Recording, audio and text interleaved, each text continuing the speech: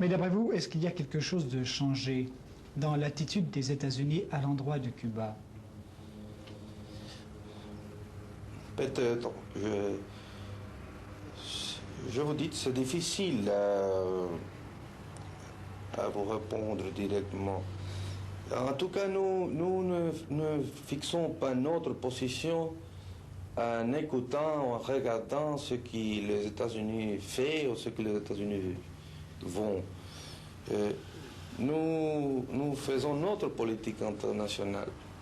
Et naturellement, nous regardons avec attention ce qu'il fait parce que c'est notre ennemi, il est près de nous et il est très fort. Aujourd'hui, dans ces derniers jours, il y a quelques voix américains, on les connaît, le sénateur Fulbright, par exemple, qui a parlé un langage absolument différent. Mais immédiatement, M. Rusk, M. Thomas Mann ont parlé dans le langage habituel. Et nous ne pouvons pas savoir si vraiment l'attitude de Fulbright, par exemple, correspond à un changement de la position des États-Unis ou seulement est une voie isolée. Est-ce que le blocus économique imposé par les États-Unis a affecté la vie à Cuba? Oui, il a fait changer, en premier lieu, il a fait changer absolument toute la vie de Cuba. Nous avons changé notre source de ravitaillement qui se sont déplacés vers l'Europe, surtout vers les pays socialistes. Et nous avons changé toute notre vie, même les articles de luxe, les articles de consommation à long terme, on peut dire, je ne sais pas bien la parole en français. Et ça a presque disparu à Cuba. Et il y avait beaucoup de choses qui manquent. Notre industrie ont passé par une période assez longue où il n'y avait pas de pièces de rechange. Ils s'arrêtaient quelquefois. Nous ne pouvons pas le mettre en fonctionnement. Mais cette condition même a forcé notre industrialisation dans la mécanique. Et dans ce moment, nous pouvons fournir presque tout le ravitaillement essentiel de type mécanique, c'est-à-dire des pièces de rechange, par notre propre main. Et naturellement, c'est que nous ne pouvons pas acheter dans des pays socialistes ou dans d'autres pays de l'Europe. Parce qu'on doit considérer que Cuba est un pays où presque toute l'industrie, toute la technique, toute la technologie dépendait des États-Unis et des usines des États-Unis. Et changer tout ça, c'est une chose assez difficile. Nous l'avons pu faire et depuis cette année, les dernières années, et déjà le blocus est vraiment un échec absolu. Mais vous êtes satisfait de la situation économique actuelle à Cuba? Bon, jamais on ne peut pas être satisfait. Nous aspirons à beaucoup plus. Mais l'année passée a été l'année plus basse, surtout dans la première partie de l'année, où l'économie était dans le moment le plus bas. Et depuis ce moment, nous avons commencé à croître notre industrie, notre agriculture. Et ça, c'est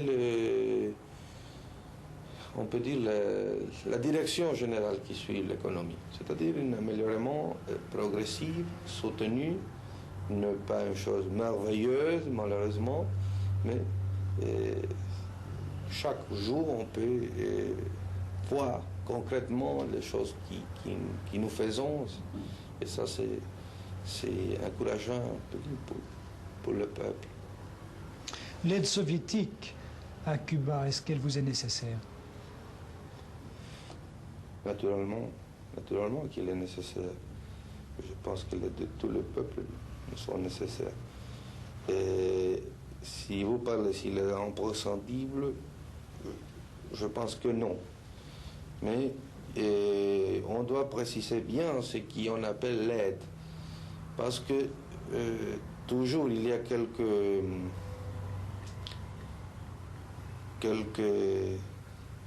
on se dice Erreur, tromperie. Oui. Et pour exemple, les Américains parlent de l'aide soviétique en considérant le commerce. Et nous avons un très fort commerce qui est sur une base bilatérale d'une partie de l'autre. Ça n'est pas l'aide. L'aide soviétique est quelques accords à long terme, par exemple l'accord pour la canne à sucre et les accords pour donner des entreprises industrielles complètes avec des crédits à long terme. Et ça, c'est très important pour notre développement. Et je dis l'Union soviétique, vous m'avez demandé, ou je ne sais pas si vous avez demandé l'Union soviétique exactement, le pays socialiste, non, mais c'est avec tous les pays socialistes que nous avons ce type de relation. Mais est-ce qu'il y a encore des soldats soviétiques à Cuba? Nous disons techniciens. Il y a, oui. Ils vous sont nécessaires? Ils sont notre professeur dans quelques domaines. Dans quel domaine? Dans le domaine de la technique supérieure de la défense. Nous avons fait tomber U-2. Ça seulement l'a fait l'Union soviétique, la Chine et nous. Et naturellement, c'est une technique très, très difficile. Nous ne les dominons pas jusqu'à ce moment. Quelle est la position de Cuba face au conflit qui oppose Moscou à Pékin? Nous, dans ces questions, nous les déplorons beaucoup. Nous ne parlons jusqu'à ce moment, nous ne parlons pas officiellement de ça. M. Khrouchtchev désire réunir une conférence communiste mondiale pour résoudre d'une façon ou d'une autre ce conflit. Si cette conférence a lieu, est-ce que Cuba y participera? Et ça, cette question est frère de l'autre antérieur. Nous ne parlons pas de cette question jusqu'au moment opportun, en tout cas. Quels sont les rapports actuellement de Cuba avec le reste de l'Amérique latine? Bon, ils sont faibles. Nous avons des relations diplomatiques avec 5 pays. Et nous avons des relations commerciales avec 2 ou 3 seulement. Ils ne sont pas importants. Et le blocus américain s'est imposé aussi vers le pays de l'Amérique latine. Et je pense avec une effectivité meilleure que dans d'autres régions du monde. Et les pays américains nous ont condamnés à Punta del Este, à l'Uruguay, dans une conférence l'année 62. Nous sommes expulsés de l'Organisation des États américains. Et il y avait beaucoup de pays qui ont coupé son relation diplomatique et commerciale avec nous. Ça, c'est la situation jusqu'à ce moment. Pensez-vous qu'il y a, à l'heure actuelle, en Amérique latine, des pays mûrs, prêts pour une révolution du type castriste, du type cubain? Il y a quelqu'un où déjà il y a la lutte. Ici, on ne parle pas de ça, mais la lutte existe à Venezuela, existe à Guatemala. Et peut-être il y a d'autres pays où le peuple lutte avec les armes. Ça a passé avec nous. Nous avons lutté 2 années et il y a de longues périodes de temps où personne n'a parlé de nous.